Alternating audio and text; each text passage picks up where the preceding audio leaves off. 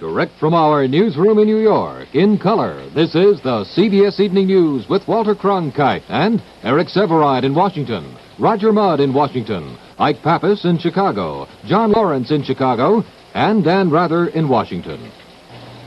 Good evening. A federal jury in Chicago today found no conspiracy in the violence accompanying the Democratic National Convention, but did convict 5 men of crossing state lines to incite rioting.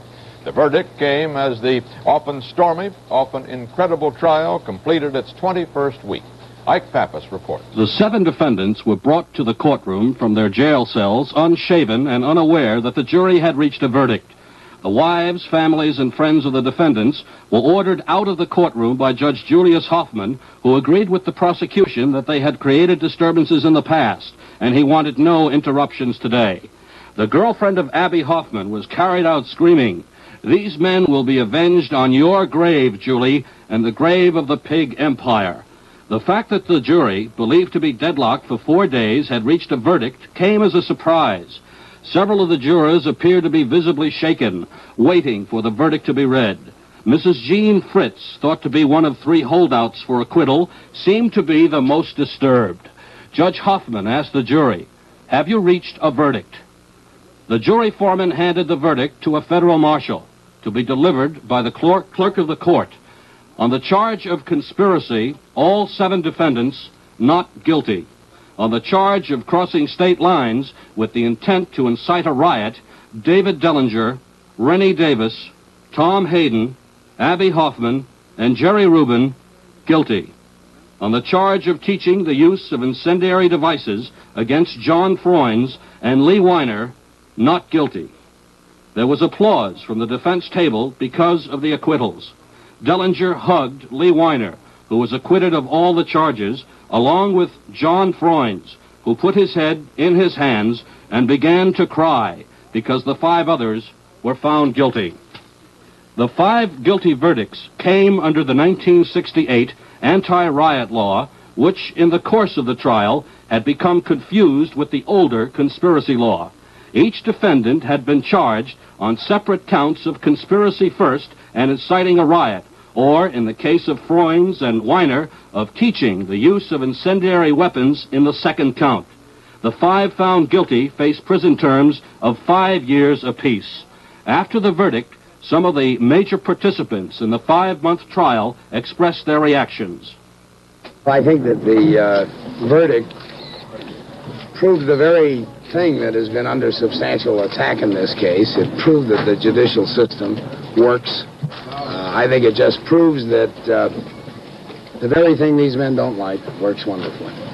And I think that by continuing through this prosecution, going to verdict, and having the verdict that we have established, as best that we could, that they simply could not do in the courtroom in the last 4.5 months what they did and attempted to do in 1 week during the Democratic National Convention in Chicago.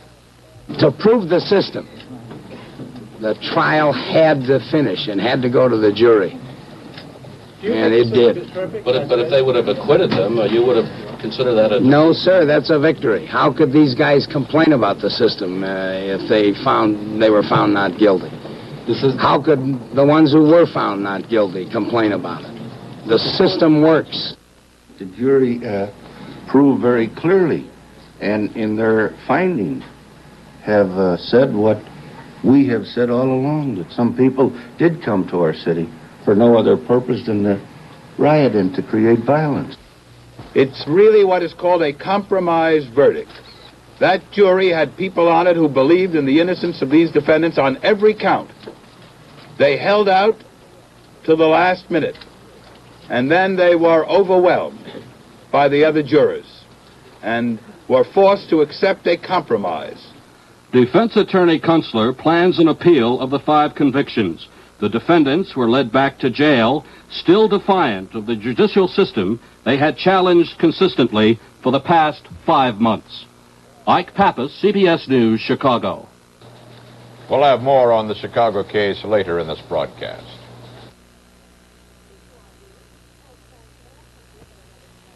Here you are, dear. Oh, thanks, but I can't look at another dress. All this shopping has given me such a headache. I'll get you something. It better be something strong. I've got what you need, Laura. What's there?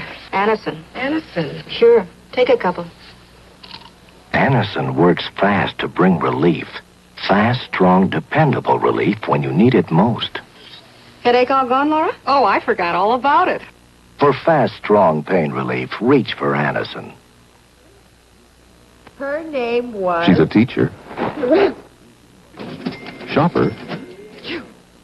Working mother who can't take time out for a virus cold.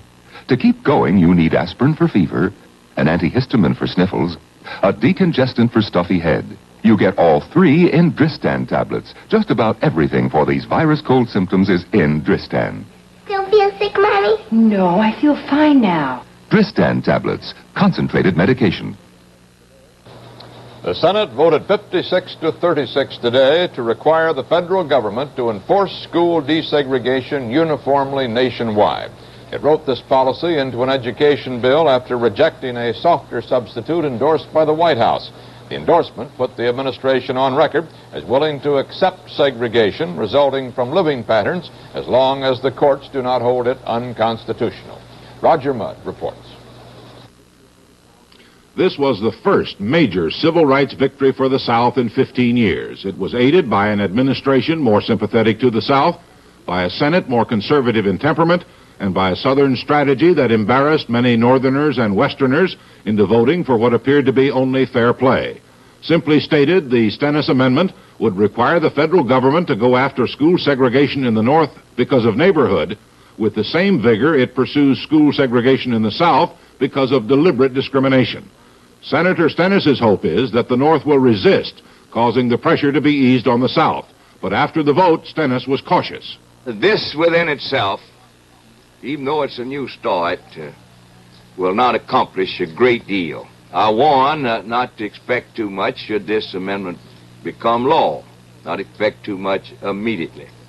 Opponents claim that if the amendment does become law, Southern school districts can successfully argue in court that they will not desegregate until the North does. Roger Mudd, CBS News, Washington. It still has to be approved by a Senate House Conference Committee. House Democrats, as expected, today gave an overwhelming vote of confidence to Speaker John McCormick. By a vote of 192 to 23, they rejected in caucus a challenge to the 78-year-old McCormick's leadership. But even so, some younger Democrats vowed that McCormick will be challenged if he seeks the party's top House position again next year. For the second day in a row, there was talk in high places that interest rates may drop. Arthur Burns, the new chairman of the Federal Reserve Board, said if the economy slows down sufficiently, the board might relax tight money policies sometime this year. Yesterday, Walter Heller, the former chairman of the Council of Economic Advisors, said he expected the board's severe restraint on credit to ease within a month. In response to this kind of talk, the averages soared on the New York Stock Exchange today. Volume was 12 million shares. The average price per share on the New York Exchange gained 47 cents, on the American Exchange 13 cents. The federal government today charged 10 major firms with polluting waters around East Chicago and Gary, Indiana. Each could be fined up to $2,500 if found guilty. The firms are Mobil, Atlantic, Richfield, City Service, Standard Oil of Indiana, and American Oil, Youngstown Sheet and Tube, U.S. Steel and Inland Steel, Phillips Pipeline, and DuPont Chemical.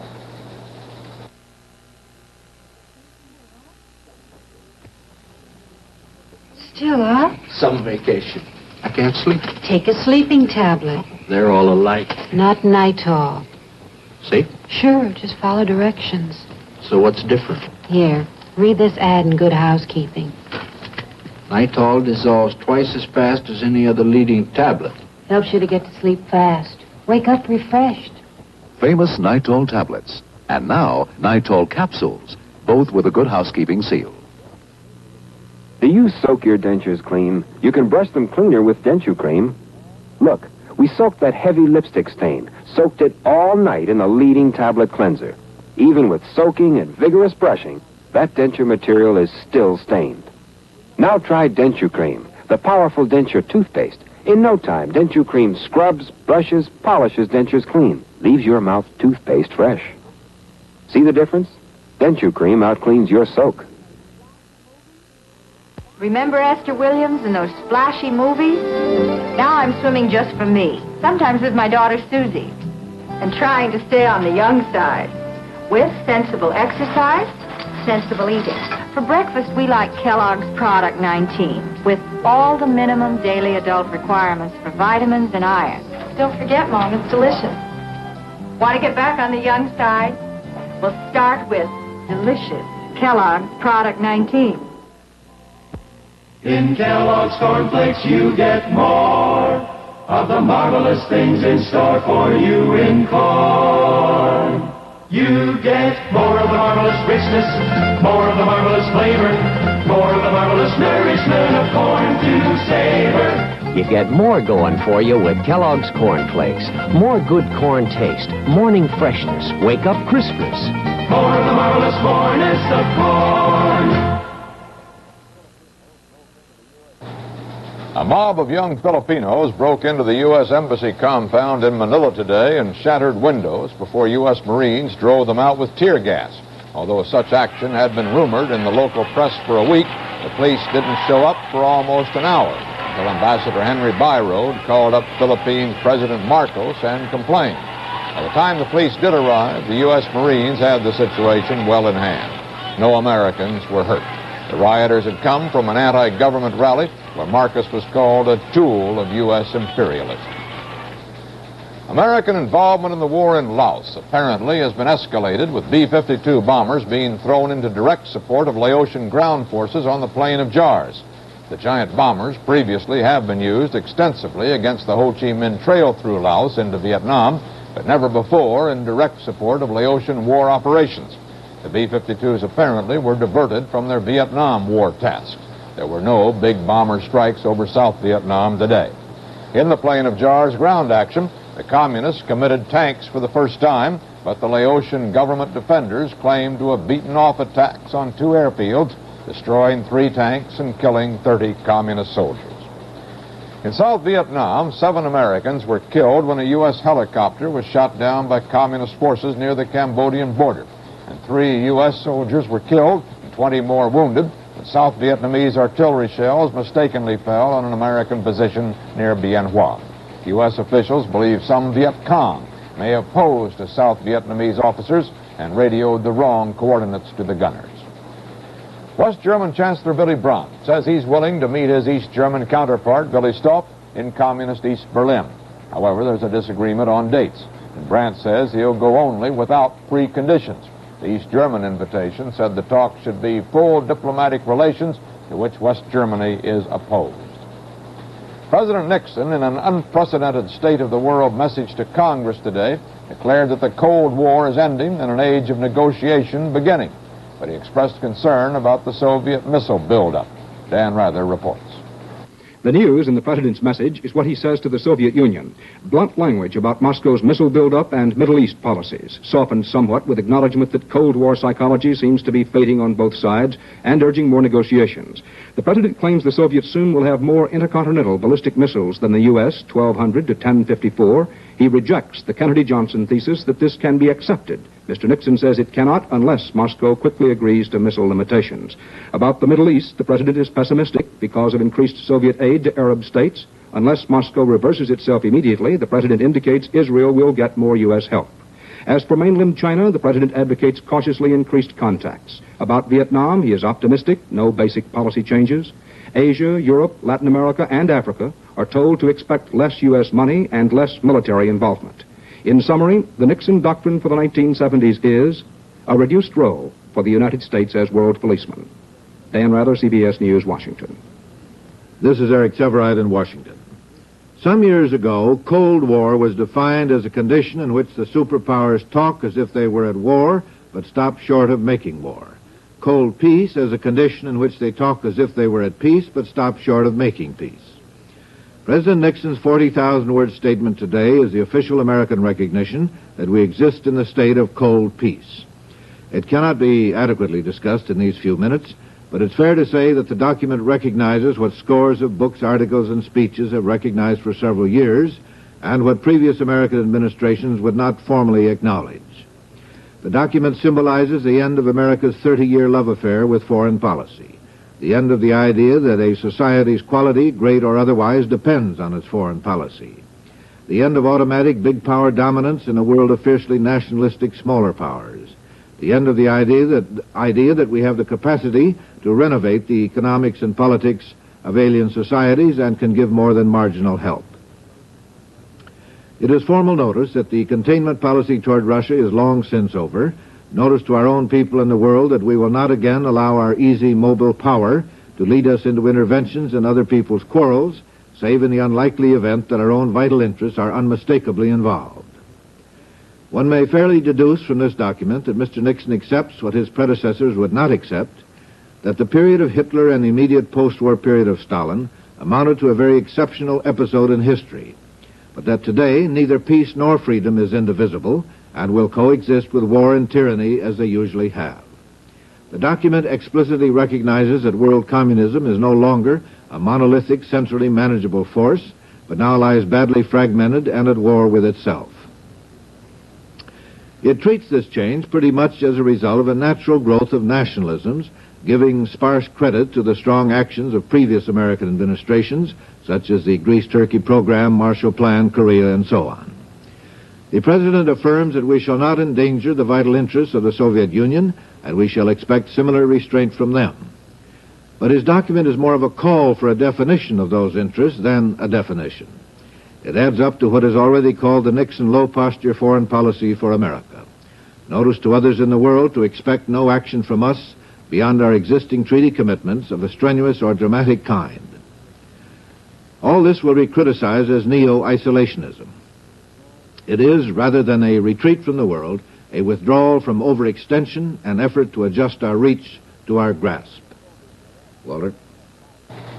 The initial Soviet reaction came in a TASS news agency dispatch which said U.S. policy remains unchanged. It added, in these words, the United States continues to lay the accent on military force as the basis of American foreign policy.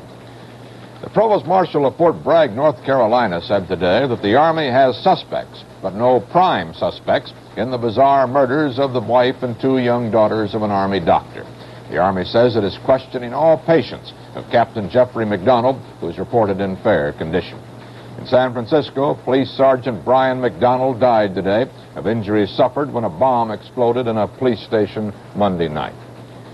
Black students ended their 14-hour occupation of 5 buildings at Amherst College in Massachusetts this afternoon, but said that their demands, including improvement of Amherst Black Studies program, were still unsatisfied.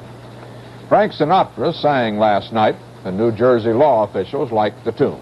A warrant for the arrest of the famed singer on contempt charges was dropped today after he appeared last night before the State Investigation Commission. Officials said Sinatra answered all questions about his knowledge, or lack of it, of organized crime in New Jersey, but did not reveal what he said. Sometimes the most pathetic effects of war are visible not on the battlefield, but thousands of miles away. And this is the story of such a case. Less than 2 years ago, an Air Force major from Tulsa, Oklahoma, died in Vietnam. His wife tried to raise their 5 children, but was haunted by the telephone. An anonymous voice called repeatedly, threatening to kill the family because the father took part in Vietnam bombing raids. The phone number was changed and unlisted, and despite the caller's warnings, police were notified. But the calls kept coming. At one point, the widow took her children away, but when the family returned, they found their house ripped apart. The calls continued. The widow's health worsened, and finally this week, the 37-year-old Tulsa war widow died following heart surgery.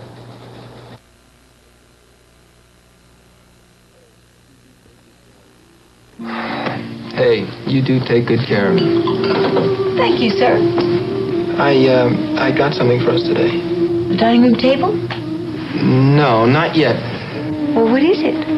Well, it's something I think we should have. New York Life. Life insurance? Life insurance. I mean, look, I know we need a lot of things, but you need security, too. It's important for a wife who is about to become a mother. I love you, Bill. You know, our New York Life agent says we can use this policy in a lot of different ways. When the baby... So tell your bride you just guaranteed her financial security and watch her smile. Life insurance from New York Life can help make your family's life richer, fuller, happier. Ask your New York Life agent. Chicago violence trial provided the first test of the anti-riot provisions of the 1968 Civil Rights Act, provisions many legal experts regard as constitutionally questionable. But as it developed, the case involved more than legal issues. Here's John Lawrence, who covered the story from its beginnings in the violence-filled streets of Chicago. If I'm put in jail next week for 10 years, I know damn well that the people in this room are going to break down the bars and free me. Thank you. Jerry Rubin did go to jail, and although his followers did not free him, they have reacted violently. In Seattle, some 1,500 protesters assaulted the federal courthouse, smashing down the door, throwing rocks, breaking windows, and firing a tear gas grenade. They moved on to a window-breaking rampage in the downtown section. Police arrested 79. Similar, although less serious demonstrations took place in Berkeley, California and New York City, as several thousand radicals violently protested the severe contempt sentences handed down to the Chicago Seven and their defense attorneys, William Kunstler and Leonard Weinglass. Could there have been a passive trial, a quieter trial, under different conditions? That's hard to say. Under different conditions, I assume you mean a different judge, different prosecutor. Given the nature of the defendants, I don't think so. I think Abby Hoffman is Abby Hoffman. Jerry Rubin's Jerry Rubin. Rubin and fellow Yippie Abby Hoffman wore robes into the courtroom once. It was among their milder actions. With David Dellinger and Rennie Davis, they called the prosecution witnesses liars. They shouted profanities at the judge. They called him a fascist, a racist, a tyrant, and sadist. They fought with the federal marshals. In fact, they were so insulting, the 10 men of the defense drew contempt of court sentences totaling more than 19 years in prison and alienated a large part of the public. How far can the challenge to jurisprudence go in common sense? Well, it can go as far as the Panthers in New York are carrying it, or as far as the Chicago Seven have carried it, or further. Because I think it's the vulnerable part of the system. It's the old question whether you just do peaceful picketing or whether you go 1 or 2 or 3 steps further. And I think that's been transferred into the courtroom now. If we can't, by the lawful processes, discourage this kind of conduct, if we can't bring people to trial and have the trial proceed in an orderly fashion, I think we're going to have a mood developing in this country, and I see some evidence of it already, to the effect that if you can't try people in the courtroom, individuals and groups of this type, then we'd better let the police try them on the streets. And that would be a most unfortunate consequence. If they continue to bring people in the courts for their views, for their ideas, then the court system is not going to be able to manage it. They're going to have to start putting us in glass boxes or in other rooms and bringing in videotape for us to watch people accusing us, because you can't preserve order in the courtroom while you're suppressing the right of people to give their political defense. I hate the thought that this notion of preventive detention, which is now entertaining so many people in Washington, would be extended so that these people would not be brought to trial but simply held until such time as they might be shown that to be able to behave in the courtroom. That I regard as a horrific possibility. The legal debate about the effects of disruption on the judicial system does not concern the Chicago Seven. Their audience throughout the trial has been the young, especially the long-haired hippies who waited all night outside the federal building to get into the courtroom. They singled out Judge Julius Hoffman for scorn. His age, 74, his raspy voice, short stature, and strict judicial manner became the target for the defendant's invective. They discussed their strategy shortly before being sent to jail. And it's like he says what's in every judge's head, but he just says it out loud. And he's every judge, he's every parent, he's every teacher, he's every narc. He's authority in America. And he's right out there and up front. And to that extent, he's a right-wing yippie. And it becomes a clear, theatrically clear conflict between lifestyles. That's why I think Julius Hoffman is the main issue in the trial, is Julius and the fact that the goal from the beginning of the trial has been to give him a heart attack. I mean, it was a tactical military blunder, probably one of the greatest since Waterloo, you know, a Dien Bien Phu, to drive us out of Lincoln Park in Chicago in August of 1968. It was the second tactical military blunder to hold this trial. We don't respect the Democratic Party. And so we went to the streets to oppose it. We don't respect the court system, so we break every rule that the court system has. And I'm sure that in every living room across the country, there's a battle about the trial. The parents saying, well, you have to have laws, and there should be a test of the law and so forth, and we can't have riots. And the kids rooting for us as if we were baseball players. If the kids were rooting for the Chicago 7, they were able to watch a play-by-play on network television news broadcasts. And that became another element in the legal debate, as expressed by the president of the Illinois State Bar Association. I just say that I think that a concerted effort has been made, it appeared to me, to try this case and take the case to the public as a statement. They weren't trying to try it in the courtroom. I don't feel guilty at all in saying that my goal is to get this thing on television. Because I think that the government wants to put us away quietly, nobody knows about it. 8 men convicted. And what we're trying to do is let everybody know about it. We're screaming and yelling. The whole world is watching.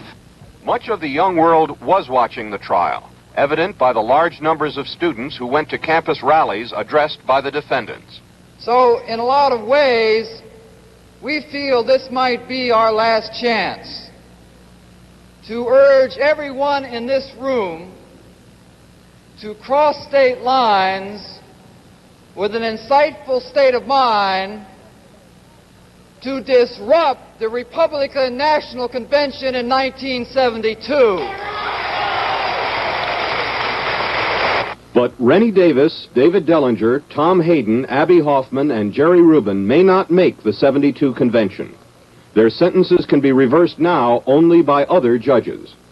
But by their challenge to the court, they have raised grave issues for the legal system and the larger society about its ability to administer justice during future rebellions in the courtroom.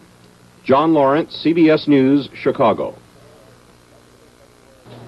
And that's the way it is. Wednesday, February 18th, 1970. This is Walter Cronkite, CBS News. Good night.